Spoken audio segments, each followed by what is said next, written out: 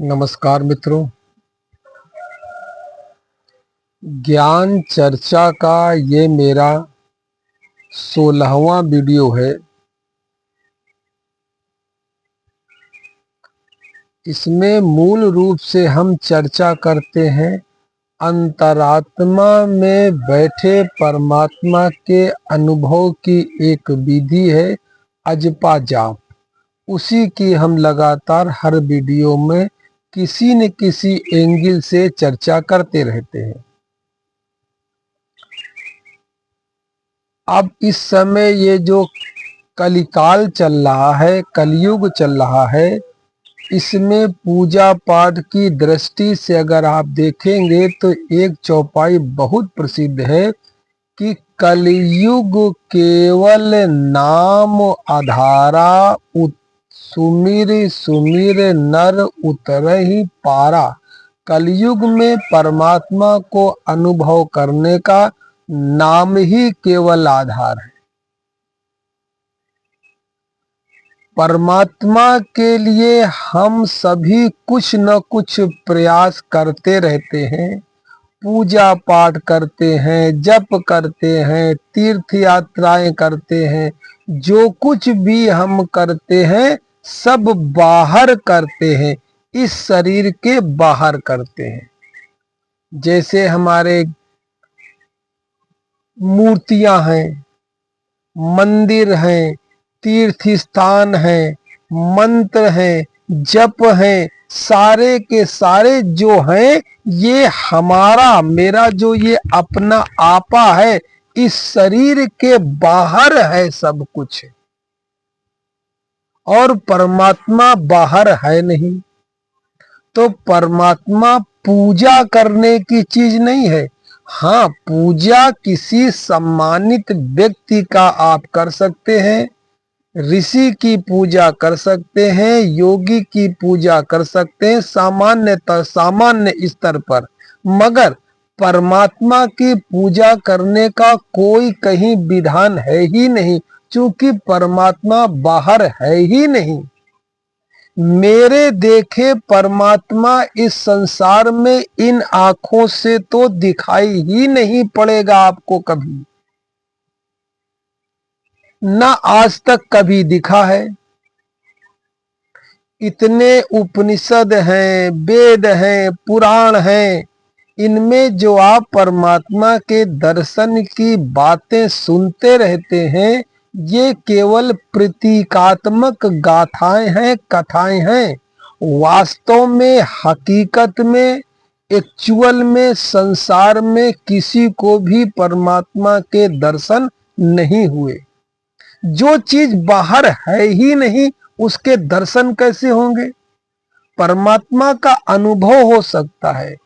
और यदि आप इस भूल में हो कि उस पुस्तक में लिखा है, उस किताब में लिखा है, उस व्यक्ति को परमात्मा के दर्शन हुए, वो परमात्मा के दर्शन नहीं है। वो उसके मन में जो एक छवि बैठी है, उस जो जिस परमात्मा की छवि उसने मन में बैठाल रखी है, जब दिन रात वो उसी का ध्यान करेगा तो उसी की छवि दिवा स्वप्न में उसे कभी कभी दिख जाती है।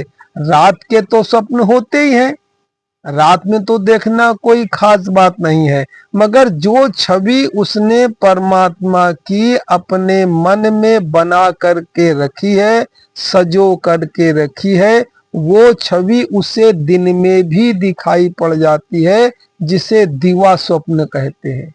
वो परमात्मा नहीं है। पहली बात तो ये परमात्मा की छवि कहां से आई? कौन गया उनकी फोटोग्राफी करने? कौन गया कैमरे से उनकी फोटोग्राफी करने? अरे परमात्मा की शक्ति के गुणों के आधार पे ये जो चित्र हैं परमात्मा के, ये रेखांकित किए गए हैं। ये पहले नहीं थे पूर्व में, ये बहुत बाद में रेखांकित किए गए हैं।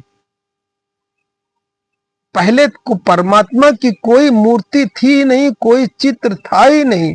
अरे चित्र कैसे बन जाएंगे? इस चित्र बनाने के लिए बाहर कोई आकृति तो होनी चाहिए, और फिर पास में कलाकार के पास में ब्रश होना चाहिए, पेंसिल होनी चाहिए, या फिर उसके मस्तिष्क में उसकी छवि होनी चाहिए। तो ऐसा कहीं परमात्मा है ही नहीं कि उसकी छवि जो है आप उसकी कोई फोटो खींच लें। जितनी ये परमात्मा की, ये जो पुराणों के परमात्मा हैं, इनकी जो छवि चित्रों में आप देखते हैं, एक कलाकार ने अभी कुछ 100 वर्ष पूर्व ही बनाई है, पहले तो थी ही नहीं है। तो जब परमात्मा बाहर नहीं है, यानी आप से बाहर नहीं है, तो उसके आप इन आंखों से दर्शन कैसे करेंगे? और जो इन आंखों के भीतर है, उसको इन आंखों से कैसे देखेंगे? पहले बात तो इन आंखों को ही आप इन आंखों से नहीं देख सकते, जो मोटी मोटी चीज है। अपनी आंख आप अपनी आंख से नहीं दे सकते। एक छोटी सी बात कि आंख को देखना है, जो कि है, वो नहीं देख सकते आप अपनी आंखों को आंख से। आप कहेंगे कि हम शीशे में देख लेंगे, शीशा आंख नहीं है। शीशा एक्चुअल आंख नहीं है, शीशा आंख की छाया प्रति है, प्रति छवि है। ओरिजिनल आंख को आप अपनी ही आंख से नहीं देख सकते, जो बहुत मोटी चीज है। तो परमात्मा तो बहुत सूक्ष्म है, उसको कैसे देख लेंगे इन आंखों से? परमात्मा देखने का विषय नहीं है, परमात्मा भगवान ये अनुभव करने का विषय है। आप विचार कर सकते हैं कि अभी मेरी ये आंखें देख रही हैं, और एक समय ऐसा आएगा जब शरीर पूरा हो जाएगा, आंखें तो रहेंगी, इसी तरह बिल्कुल रहेंगी चमड़े की आंखें, मगर इनमें देखने की क्षमता, देखने की पावर नहीं होगी। इसके मतलब ये हुआ, आप अनुमान लगाते हैं कि इन आंखों के द्वारा कोई भीतर बैठा देख रहा है, जिसको आप नहीं देख सकते। इन आंखों के द्वारा, इन आंखों के माध्यम से कोई ऊर्जा, कोई शक्ति, कोई परमात्मा भीतर से बैठ करके वस्तुओं को देख रहा है। वो बाहर नहीं है, भीतर है। तो भीतर का कैसे अनुभव करेंगे? अरे जब आप अपनी आंख से आंख नहीं देख सकते ओरिजिनल, कैसे देखेंगे अपनी आंख को आंख से? तो फिर आंख के भीतर छुपे परमात्मा को जब और भीतर छुपा है, उसे कैसे देख लेंगे? तो वो देखने का विषय नहीं है, वो अनुभव का विषय है, और वो सोचने का विषय नहीं है मस्तिष्क से। वो मस्तिष्क से सोचने का विषय नहीं है। उससे सोच आप वही सकते हैं विचारधारा जो आपने कहीं पढ़ी हो, देखी हो, सुनी हो, वही तो आप विचार करेंगे। जब परमात्मा के विषय में कुछ जानते ही नहीं है, तो सोच भी नहीं सकते उसके विषय में, उसको अनुभव कर सकते हैं। और सोचने से कोई हकीकत मिलती नहीं है। जैसे आग है, आग के विषय में आप कितना भी सोच लें, आग के विषय में, अग्नि के विषय में आप कितना भी सोच लें कि अग्नि पीली होती है, जलती है, ऊपर को उठती है, बड़े बड़े अग्नि के शास्त्र पढ़ लें, बड़े बड़े अग्नि पे बहुत बड़ा रिसर्च कर लें, पीएचडी हासिल कर लें, और जीवन में कभी आपने अग्नि का अनुभव न किया हो, आप 5 साल की डिग्री लेके आ जाएं, अग्नि में पीएचडी कर लें, अग्नि के गुण आपको पता हो, अग्नि कैसे जलती है ये आपको स्मृति से आप उसको समझ लें, सब कुछ कर लें, मगर फिर भी अग्नि का जो रूप है उसका अनुभव नहीं कर सकते, जिसे कहते हैं अग्नि का जलाना। और एक व्यक्ति ने कोई शास्त्र नहीं पढ़ा अग्नि का, कोई पीएचडी नहीं की, एक माचिस कि तीली लीजिए, जलाइए, उसके अंगुली में छुआइए, बस तुरंत हटा लेगा, वो जान जाएगा ये अग्नि का अनुभव है। तो अनुभव भीतर से आता है, पढ़ने से, खोपड़ी से नहीं आता। अनुभव एक सेंसेशन है, एक संवेदना है जो भीतर से आती है। इसी तरह परमात्मा शरीर के भीतर है, बाहर पूजा करने का विषय नहीं है, भीतर खोज का विषय है। और इतनी गहरी खोज है ये जो हम बोल रहे हैं, ये कहां से बोल रहे हैं? ये बाहर से थोड़ी कोई आ रहा है हमको बुलाने, ये भीतर से ही उद्गार निकल रहे हैं, भीतर से ही बोल रहे हैं। तो मैं नहीं बोल रहा, ये मेरे बोलने के माध्यम से भीतर बैठा परमात्मा ही बोल रहा है। बस अंतर इतना है कि अभी वो 0.001% हर व्यक्ति का जागृत है। हमारे और परमात्मा के बीच में कोई अंतर नहीं है, यानी इंसान और परमात्मा के बीच में कोई अंतर नहीं है। अंतर है तो केवल जागरण का।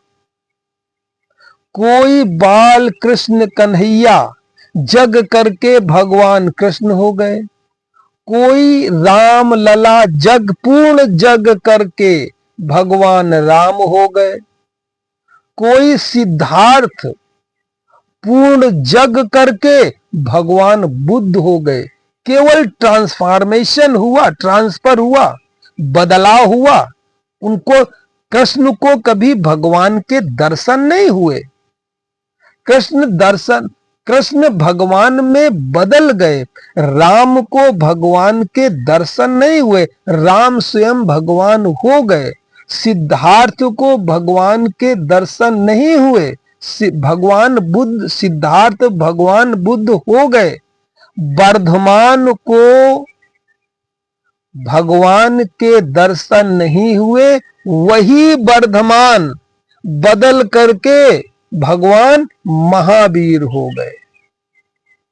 इस बात को जितनी जल्दी समझनी है, समझने का प्रयास कर ले। तर्कों के द्वारा केवल इतना ही समझाया जा सकता है, बाकी ये सारा विषय अनुभव गम्य है।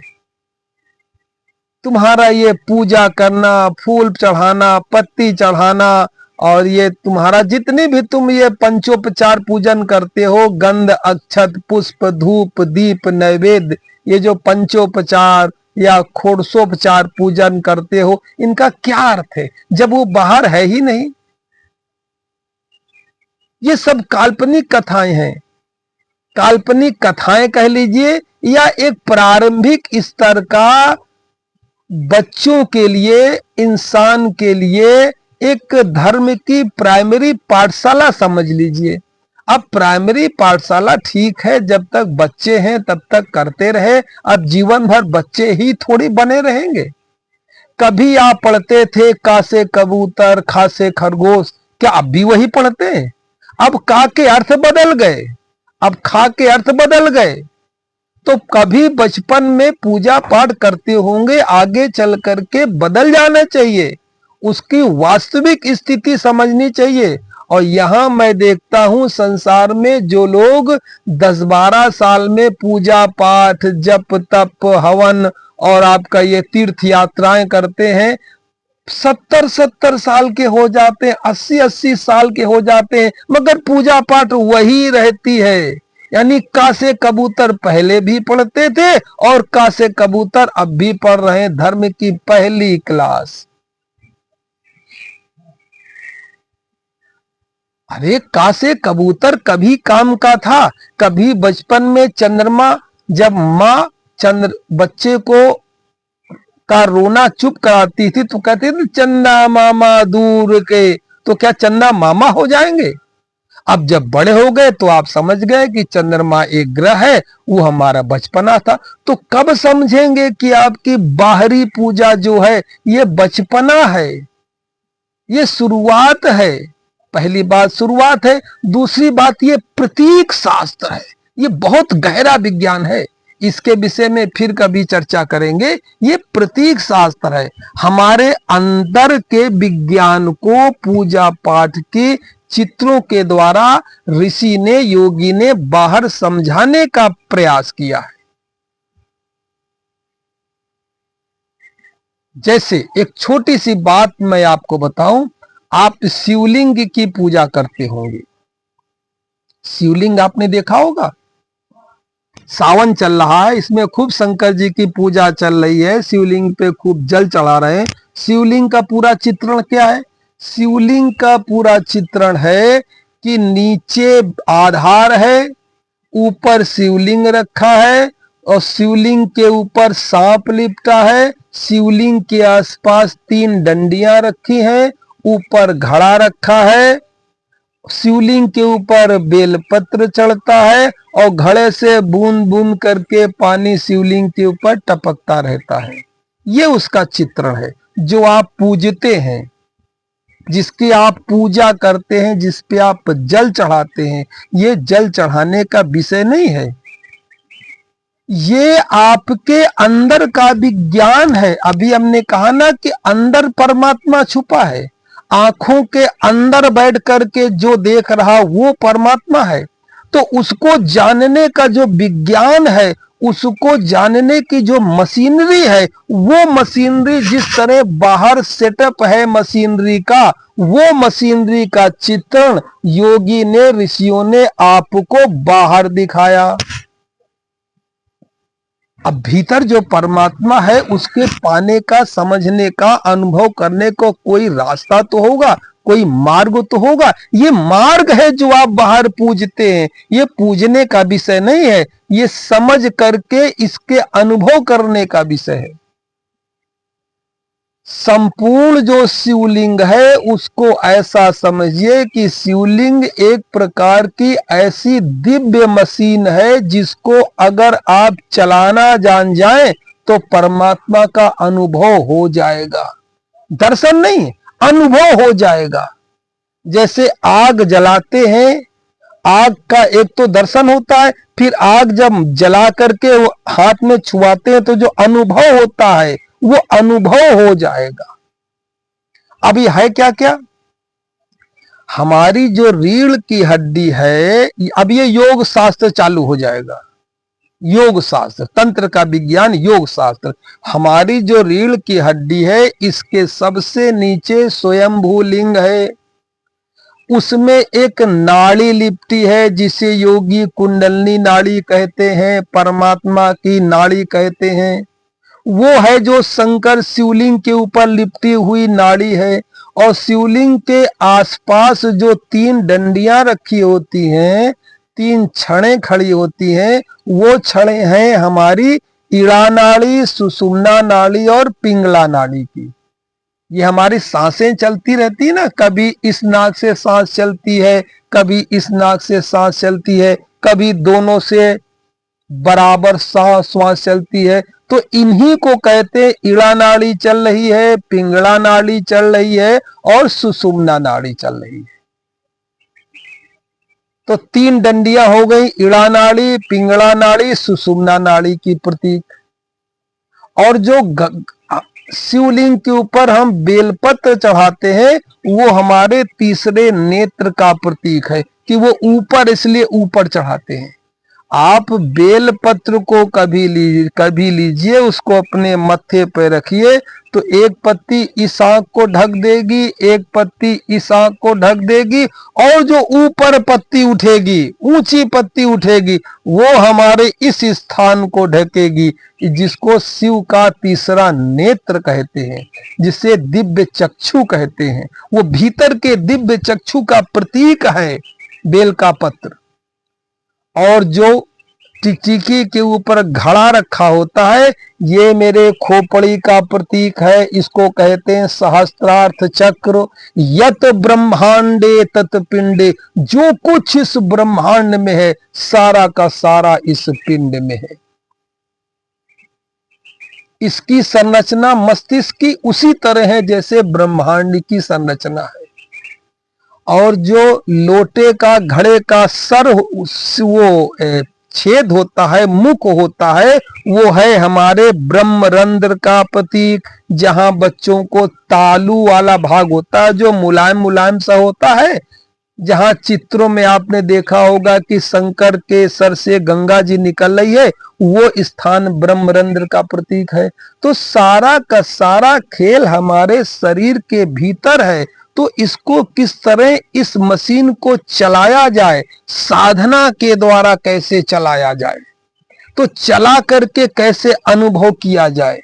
भाई माचिस रखी है और तीली रखी है, माचिस और तीली की जीवन भर पूजा करते रहेंगे, धूप बत्ती अगरबत्ती गंध अक्षत पुष्प धूप दीप नैवेद्य चलाते रहेंगे उस पे, तो क्या कभी जीवन में अग्नि का अनुभव कर सकते हैं जो माचिस से प्रकट हो रही है और है उसी के भीतर?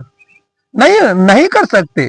बाहर कितनी भी माचिस की पूजा कर लें, माचिस के भीतर जो अग्नि भरी है उस अग्नि का अनुभव नहीं कर सकते।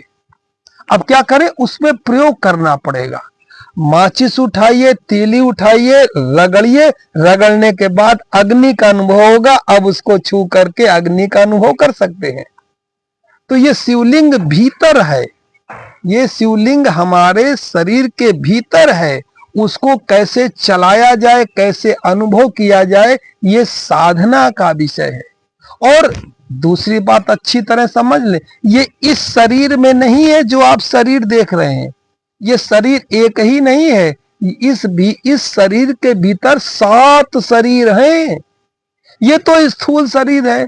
अगर इस शरीर के भीतर होते तो डॉक्टर कब का काट पीट करके अलग कर देते, देख लेते चक्रों को, कुंडलनी को। इस शरीर में, इस शरीर के भीतर जो इलेक्ट्रिकल का, विद्युत का सूक्ष्म शरीर है, उस शरीर के अंदर ये सारी व्यवस्थाएं हैं। दिव्य शिवलिंग की उस शरीर के अंदर व्यवस्थाएं हैं। तो ये पूजा पाठ का विषय नहीं है, ये भीतर बैठे परमात्मा को अनुभव करने का विषय है, साधना का विषय है। उसी विषय में मेरा ये चैनल चल रहा है। और अभी तक मैंने ईड़ा पिंगड़ा, ये जो श्वासें चल रही हैं, इनके द्वारा भीतर कैसे प्रवेश किया जाए, इसकी चर्चा मैं कर रहा हूं। तो अब अपनी मूल चर्चा पर आता हूं। ये तो एक भूमिका थी, अब मैं अपनी मूल चर्चा पर आता हूं। भगवान कृष्ण ने गीता में कहा है कि कुछ लोग प्राण वायु का अपान वायु में हवन करते हैं। प्राण वायु माने जो वायु अंदर जा रही है, अपान वायु माने जो वायु बाहर निकल रही है। इस पर विस्तार से मैंने चर्चा किया है अपने 14वें नंबर के वीडियो में। अब मैं भगवान कृष्ण की गीता के अगली लाइन की व्याख्या करने जा रहा हूं आज। कुछ लोग अपान वायु में प्राण वायु का हवन करते हैं। कुछ योगी लोग अपान वायु में प्राण वायु का हवन करते हैं, यानी जो पहले मैंने विधि बताई थी उसका उल्टा। उल्टा उल्टा आपने भी समाज में खूब सुना होगा, मगर उसका अर्थ आपको नहीं मालूम। कहते ना कि उल्टा नाम जपत जग जाना और वाल्मीकि भय ब्रह्म समाना। रामायण की चौपाई आपको याद है कि वाल्मीकि जी उल्टा नाम जप करके सिद्ध हो गए। अब वो बचकानी वाली बातें छोड़ दीजिए जो पुराणों में आपने पढ़ रखी है। वो पुराण की बातें हैं, पुराण इतिहास नहीं है। पुराण किसी बात को संकेत करने का एक मार्ग है। पुराणों में आपने कहा हो ना कि वाल्मीकि जी इतने पापी थे कि वो राम राम नहीं कह पाए, तो फिर नारद मुनि जी ने कहा कि तुम चलो मरा मरा कहो, तो वो मरा मरा कहने लगे, मरा मरा कह के पार हो गए।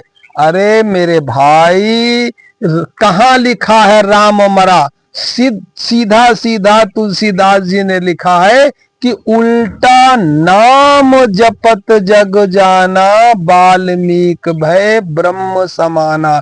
उल्टा नाम लिखा है, राम नहीं लिखा है कि उल्टा राम जपत जग जाना। अगर राम लिखा होता तो आप उसका उल्टा मरा कर देते, लेकिन तुलसीदास जी ने चौपाई में राम नहीं लिखा, नाम लिखा है। जरा दोबारा पढ़िएगा बालकांड में, उल्टा नाम जपत जग जाना, और वाल्मीकि भय ब्रह्म समाना। ये हो गया। अब उधर चलिए, एक रज्जब संत हुए हैं, एक रज्जब हुए हैं, सूफी संत हुए रज्जब। उन्होंने इसको अपने अपने रूप में कहा। उन्होंने कहा उल्टा जपे सो औलिया, सूधी गति संसार। यानी जो उल्टा जपता है वो औलिया हो गया, फकीर हो गया, संत हो गया, योगी हो गया। उल्टा जपे सो औलिया, सूधी गति संसार। और जो संसार राम राम राम राम जपता रहता है, ये तो परमात्मा का सीधा नाम है, वो तो संसारी है। अरे योगी तो औलिया तो उल्टा जपता है। तो क्या है ये उल्टा सीधा? वही उल्टा सीधा भगवान कृष्ण कह रहे हैं। तो पिछली वीडियो में हमने बताया सीधा, अब हम उल्टा बता रहे हैं। कुछ योगी लोग अपान वायु का प्राण वायु में हवन करते हैं। अपान वायु माने हुआ बाहर निकलने वाली श्वास, और प्राण वायु माने हुआ अंदर जाने वाली श्वास। तो जो अंदर जाने वाली श्वास होती है उसको मैंने पिछले वीडियो में बताया, उसमें सो की भावना करनी चाहिए। सो की आवाज आती है, सो जब अंदर जाती है। और अपान यानी जब बाहर निकलती है तो हंग की भावना आती है, या भीतर से हंग की आवाज निकलती है, या आप भावना कर सकते हैं। यानी भीतर जाने वाली प्राण वायु प्राण सो, और बाहर आने वाली वायु अपान वायु हंग। ये तो हो गया प्राण, ये हो गया अपान। अब भगवान कृष्ण कहते हैं कि कुछ योगी लोग अपान वायु में प्राण वायु का हवन करते हैं। इसको समझिए, अपान वायु का प्राण वायु में हवन करते हैं। यानी जो आपने अभी तक संसार में अजपा सोहंग का नाम सुना होगा, तो ये सोहंग नहीं है, ये हंसों की विधि है, उल्टी है। अब इसमें क्या करते हैं, जब आप श्वास, पहली विधि उल्टी थी, श्वास लेते थे। अब जब स्टार्ट करेंगे तो आप निकालने वाले में जोर देंगे। जब श्वास निकल रही तो भावना करेंगे हाँ, और जब श्वास अंदर जा रही तो भावना करेंगे सो। निकलने पे ध्यान देंगे। अब पहले अंदर जाने वाले में ध्यान था, अब होगा पहला ध्यान निकलने में। देखिए, हंग सो, हंग सो, हंग सो, हंग सो, हंग सो, हंग सो, हंग सो, हंग सो। अब ये आप जाप कर रहे हैं हंसों का, और जब इसको लगातार अनवरत करते रहेंगे, ये अपने ताल में मस्ती में आ जाएगा। तो आप कंफ्यूजन में हो जाएंगे कि हम हंसों का जाप कर रहे हैं कि सोहंग का जाप कर रहे हैं। कभी कभी हंसो हंसो हंसो हंसो हंसो हंसो हंसो करते रहेंगे, और भीतर कंफ्यूजन पैदा होता रहेगा कि हम सोहंग सोहंग कर रहे हैं कि हंसो हंसो कर रहे हैं। इसी कंफ्यूजन को कहा गया है कि उल्टा जपे सो औलिया। जब आपको उल्टा सीधे में कंफ्यूजन होने लगे भीतर जपने में, और जप टूटना नहीं चाहिए भीतर। अगर जप टूट करके आप सुधार करने लगेंगे, हंसों पे बल देने लगेंगे कि ये सोहंग नहीं, हम तो हंसो जप रहे हैं, तो अगर आपने जरा सा भी विचार किया तो विचार आते ही श्वासों का लय टूट जाएगा, क्रम टूट जाएगा। तो आपकी आधे घंटे 1 घंटे जितना आपने परिश्रम किया है, एक सोहंग का अजपा का आपका ऊर्जा क्षेत्र बना है, ये ऊर्जा क्षेत्र सब बिखर करके खंड खंड हो जाएगा। कंफ्यूजन भी बना रहना है और लगातार चलना है। हंग सो हंग सो हंग सो हंग सो हंग सो हंग सो हंग सो हंग सो हंग सो हंग सो हंग सो हंग सो हंग सो हंग सो। ये मैं मुंह से बता रहा हूं, मुंह से इसका खेल नहीं है। इतना तो आप मेरी वीडियो को देखते समझ ही गए होंगे, पिछली वीडियो को देखते हुए। ये एक भावना है। अब इसमें हवन कैसे किया जाए? जब इसको शुरू करेंगे, हंग बाहर निकला, हंग में सो को समाहित कर देना है, यानी सो का हवन कर देना है। प्राण वायु का, अपान वायु में प्राण वायु का हवन, यानी जो बाहर निकल रही है हंग, इसमें सो का हवन कर देना है, सो को गला देना है, सो को मिटा देना है। जैसे आप उसमें हवन में डालते हैं ना आहुति, स्वाहा ओम भूर्भुवः स्वः तत्सवितुर्वरेण्यं भर्गो देवस्य धीमहि धियो यो न प्रचोदयात् स्वाहा, यानी स्वाहा कहते ही सब खत्म, शून्य। तो इस विधि में करना क्या है? हंग सो, हंग सो, हंग सो। बस ये हंसो हंसो हंसो हंसो हंसो हंसो हंसो हंसो हंसो हंसो हंसो हंसो हंसो हंसो हंसो हंसो, बस ये लगातार चलता रहेगा। और बीच में मस्तिष्क बिल्कुल नहीं लाना है कि हंसो चल रहा है कि सुहन चल रहा। कंफ्यूजन होता है तो होने दें, आप लगातार जारी रखें। 1 सेकंड के लिए भी अगर आपने कंफ्यूजन को ठीक करने का प्रयास किया तो सारा ध्यान का वर्तुल टूट जाएगा। और इसको केवल मन से भावना नहीं करनी है, जो ये श्वास ऊपर जा रही इसका स्पंदन महसूस करना है, इसका घर्षण महसूस करना है, त्वचा में श्वास छू रही उसको महसूस करना है, आवाज आ रही उसको महसूस करना है, महसूस करना है। यही महसूस करते करते करते करते धीरे धीरे धीरे आप खोते चले जाएंगे, खोते चले जाएंगे। और जब खोते चले जाएंगे तो मन मर जाएगा, मन दूसरे आयाम में चला जाएगा। यानी एक आयाम होता है आपके जगने का जब मन जगता है, एक आयाम होता है जब आप सोते हैं, और एक आयाम दोनों के बीच का होता है, सुसुप्ति का होता है, जब न जगते हैं न सोते हैं।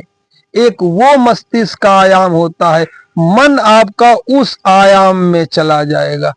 हन सो हन सो हन सो हन सो हन सो हन सो हन सो हन सो। अरे फिर गड़बड़ आ गया।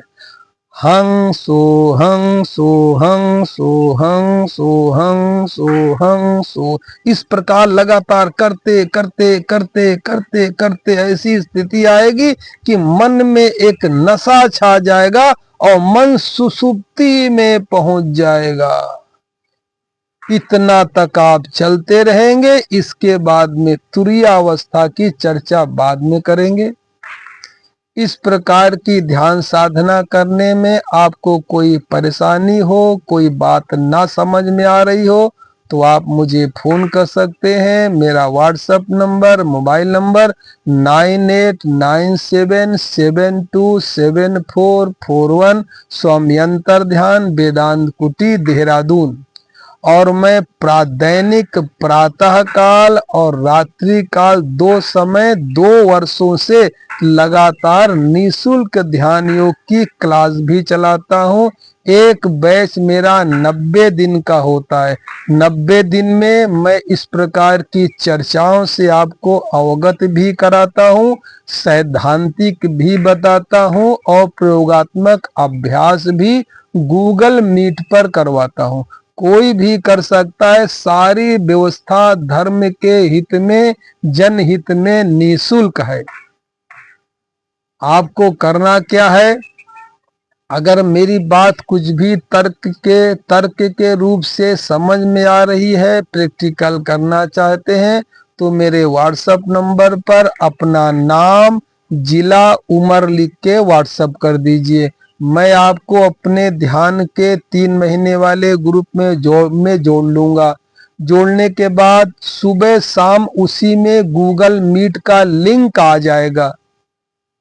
गूगल प्ले स्टोर में जाकर के लिखिए MEET और गूगल मीट जो है उसको डाउनलोड करके छोड़ दीजिए।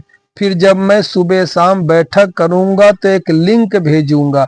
उस लिंक में नीले वाले में क्लिक करिएगा तो आपकी आईडी पूछिएगा, उस आईडी में क्लिक करिएगा। फिर पूछिएगा, नीले रंग से लिखा आ जाएगा आस्क टू ज्वाइन मी, उसको क्लिक कर दीजिएगा तो आप सीधे मुझसे जुड़ जाएंगे।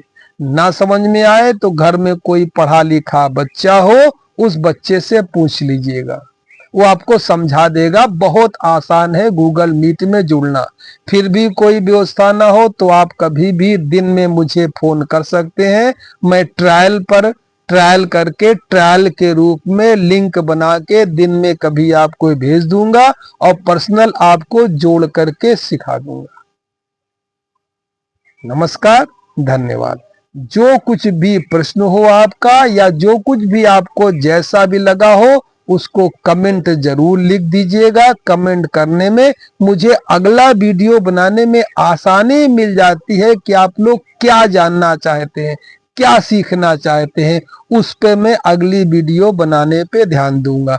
और इस प्रकार की वीडियो लगातार आपको देखनी है तो जैसे ही मैं वीडियो बनाऊं आपके पास खबर आ जाए, इसके लिए मेरे चैनल को अभी सब्सक्राइब करना जरूरी है। साथ में बेल आइकन ऑल पे जाके घंटी दबा दें तो जैसे ही मैं इस प्रकार की कभी वीडियो पोस्ट करूंगा तुरंत आपको पता चल जाएगा, नोटिफिकेशन आपके पास आ जाएगा। धन्यवाद, नमस्कार, हरि ओम।